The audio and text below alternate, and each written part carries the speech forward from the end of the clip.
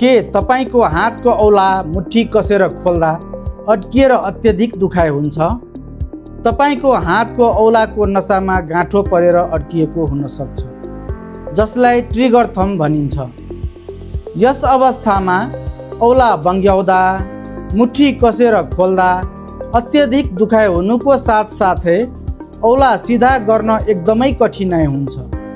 सुरुको अवस्थामा दुखाइ कम गर्ने औषधिको साथसाथै प्रत्येक दिन हातलाई बिहान बेलुका मनतातो पानीमा डुबाउनु पर्छ वा हट ब्यागले सेक्नु पर्छ।